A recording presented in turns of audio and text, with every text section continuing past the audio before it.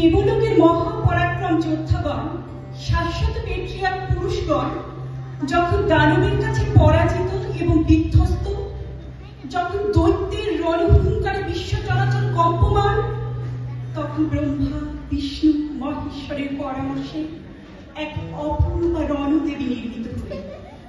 নারী গর্ভজাত সাধারণই নয়, তিনি পুরুষের রণোন্মাদ আকাঙ্ক্ষায় সৃষ্ট মহিষাসুর মর্দিনী। পুরুষ দেবতারা একে একে তার হাতে অস্ত্র তুলে দিলেন।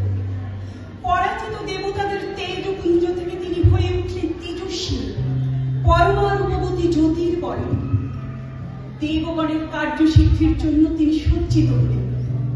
পিতা হিমালয় দিলেন সিংহবাহন, বিষ্ণু দিলেন সুদর্শন চক্র, নীলকণ্ঠ দিলেন শূল, যমন দিলেন কালদণ্ড, কালদীপ দিলেন খড়গ, চন্দ্র দিলেন অষ্টচন্দ্র শোভাচরণ, সূর্য দিলেন ধনুর্বাণ, বিশ্বকর্মা অভেদ বর্ণ, ব্রহ্মা কমণ্ডল, কুবের রত্নহার, আর ভক্তজন দিলেন ফুল ফল অর্ঘ্য। দেবপুরুষগণ অস্ত্র অলঙ্কারে সেই মহামানবীকে রণদেবী সাজিয়ে রণবন্ধুকে 10 থেকে নিনাদিত করে ধ্যান মন্ত্রে অভিনন্দিত করলেন।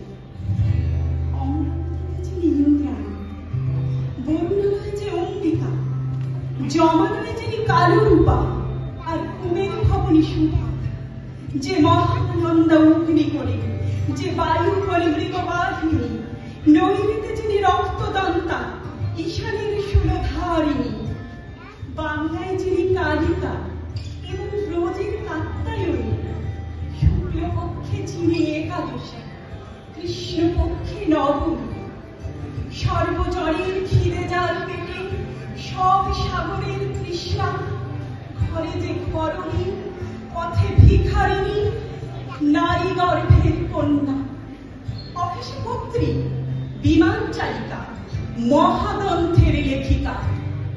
জাগো জাগো মাগো হে মহামানবী, পৃথিবীর হাসি কান্না